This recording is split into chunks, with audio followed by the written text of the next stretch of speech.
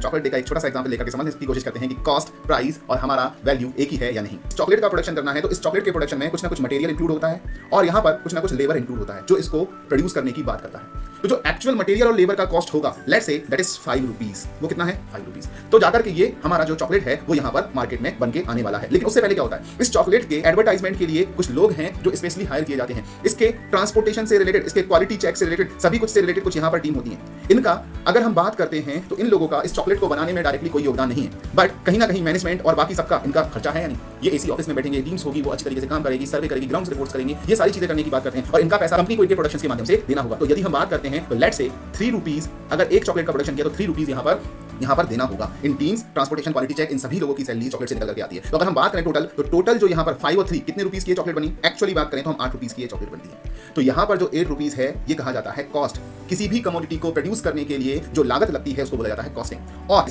Material और labour के लिए जो कॉस्टिंग लगती है उसको क्या बोला जाता है, उसको बोला जाता है डायरेक्ट कॉस्ट बोला जाता है। और जो ये सप्लीमेंट कर रहे हैं इस प्रोडक्ट को बेचने के लिए, इसकी क्वालिटी चेक के लिए, ट्रांसपोर्टेशन के लिए, एड्स के लिए, जो भी लोग ये सप्लीमेंट कर रहे हैं तो उनकी जो कॉस्टिंग होती है उसको बोला जाता है सप्लीमेंट्री कॉस्ट बोला जाता है। अभी भी ऑनर जो है वो ऑनर बोल रहे हैं कि भैया इसमें हमारा प्रॉफिट भी तो ऐड कीजिएगा। ऑनर को प्रॉफिट चाहिए है और ऑनर को प्रॉफिट चाहिए है तो उनको जो प्रॉफिट चाहिए let's say that is 2 rupees.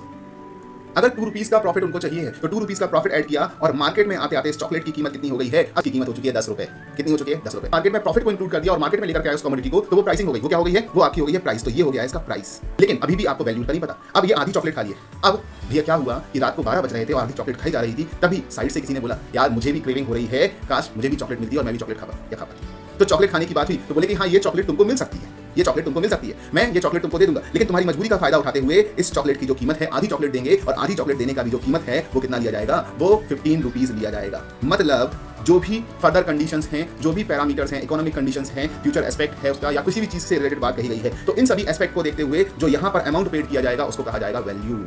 उसे क्या कहा जाएगा, वैल्यू। तो कॉस्ट क्या होता है, प्राइस क्या होता है, वैल्यू क्या होता है, एक सिंपल से एग्जांपल पे, एक सिंपल से तरीके से मैंने यहाँ पर आपको समझाने की कोशिश की गई।